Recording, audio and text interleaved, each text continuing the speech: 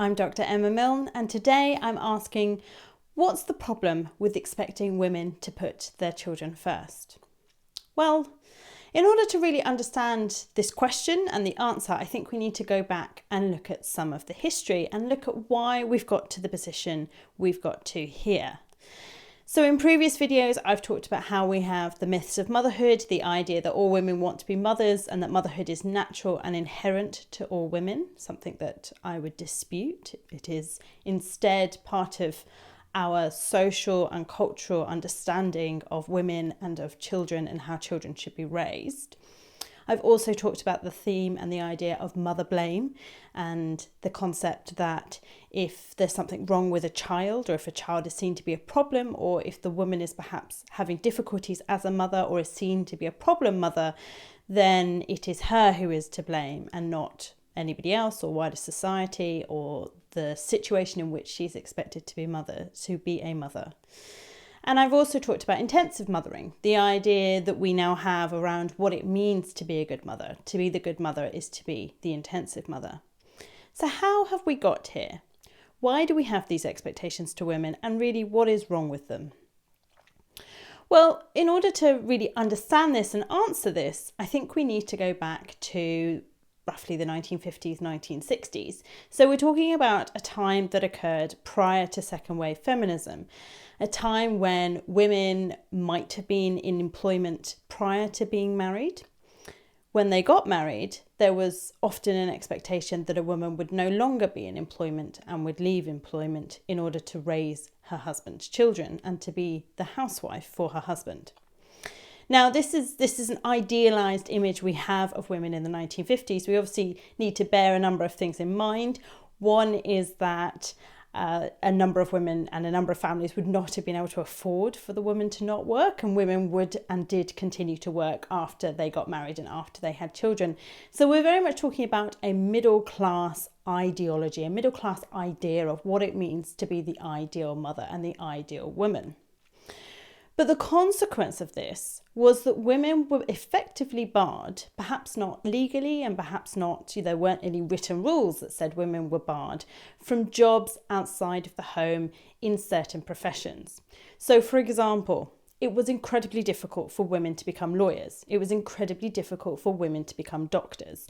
It was incredibly difficult for women to become senior teachers. So, for example, to become head teachers or to become, overall kind of managers of schools. Those sorts of professional jobs were very difficult for women to take up. It was very difficult for women to become academic lecturers and to work at universities. And if they did, they often didn't become professors.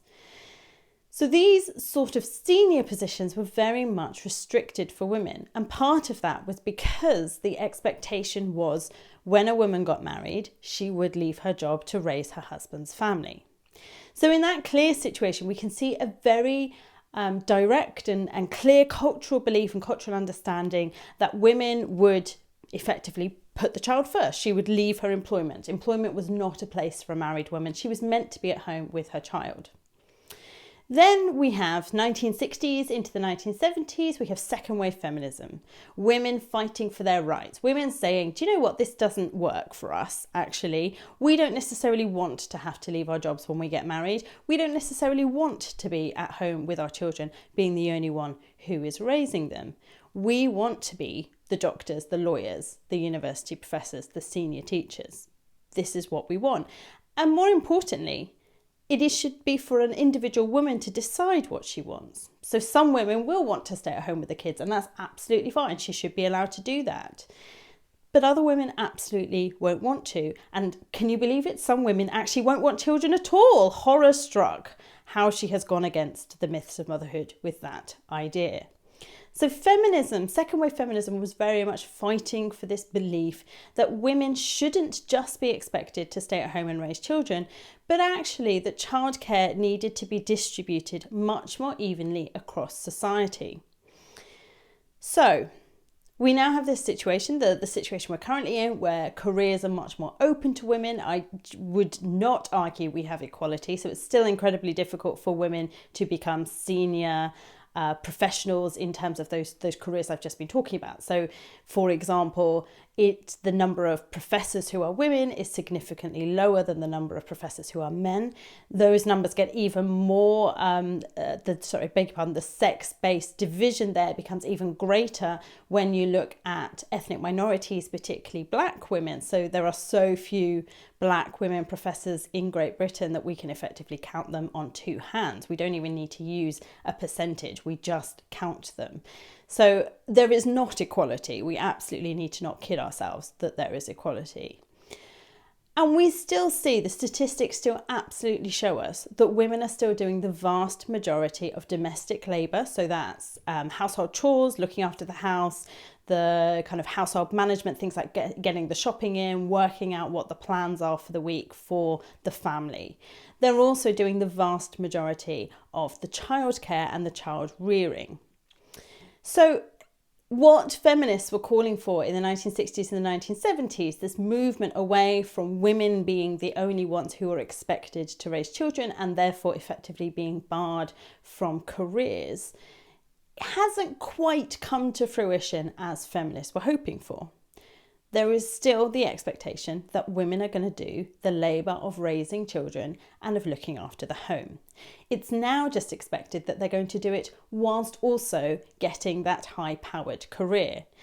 And if there's a choice between the high-powered career or the looking after the children, the general expectation is the children should come first. And if they don't, she's somewhat of a neglectful mother and in reality, not a very good woman, because good women are the good mother, they adhere to the myths of motherhood, and therefore the children always come first. I think it tells you a lot that we don't have such expectations and such ideas around men. There's no such thing as the myths of fatherhood. They simply don't exist. And the expectation is that it is okay for a man to decide he's going to put his career first. Now, arguably that idea is changing, and we do have differing beliefs around how fathers should behave and what fathers should do in order to support their children.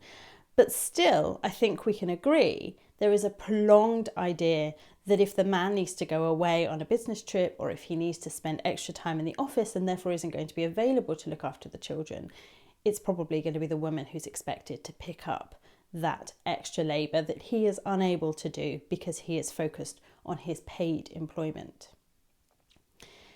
So what's the real issue with this? What's the issue with us continuing with this disparity between the sexes here? Well, first and foremost, what this effectively does is it limits women's ability to operate outside of the home. So the statistics again show us repeatedly that the chance that a woman will return to her career on the same trajectory, earning or increasing her salary at the same rate as she did prior to having children after she has had a child, is incredibly low. A large number of women either go part-time or they perhaps give up their job entirely while their children are young. Or if they continue their job part-time, their rate of acceleration in their career in terms of the rate of promotion significantly reduces compared to their male counterparts. We also see ideas like this still reiterating around women in general. So although it is illegal for a woman to be asked in an interview whether or not she plans to have children, we still hear of this happening. Employers are still effectively removing women from top positions because of the fear that they might have children, because of the inconvenience to the employer if she does effectively go on maternity leave. So even if women don't have children, we still see these ideas playing out and impacting their wider careers. So what's the solution here? Because the solution is definitely not women shouldn't be having children, because women should be able to do what they want. Women should be able to have the children they want or they don't want, or they should, they should be allowed to not have children. They should be able to raise those children as they want. This should be the way society should exist, right? Well, part of the solution, I think, here is we need to change the way in which we think about children and we think about raising children and we think about parenting. So at the moment, we still have what is considered to be a very individualistic model of parenting. It is the responsibility of the two parents. They have they are in what is known as a nuclear family. So parents, children, they live in a family unit, they are self-contained. The difficulty with that is there isn't the same fallback that you potentially would get if children are being raised within wider communities. So the old adage of it takes a village to raise a child, I think that's, inevitably true. There are lots of societies outside of the West where it is not a nuclear family that is raising a child. It is a wider community of family members, friends, local people who are part of the community, who all have an obligation and take a role in raising that child. What that does is that disperses the requirements and the responsibility on individual parents. Most of those requirements and responsibilities in England certainly still falling on women.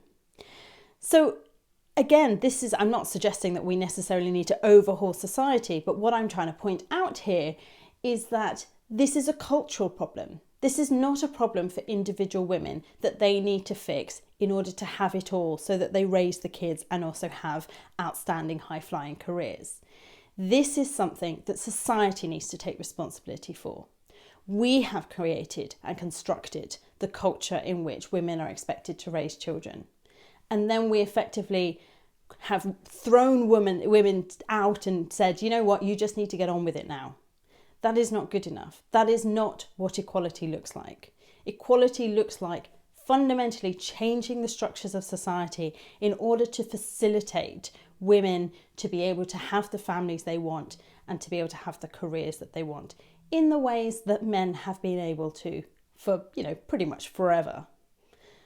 So that is why it is a problem that we still expect women to put their children first. That is why there is a problem with the ways in which we expect women to mother their children today.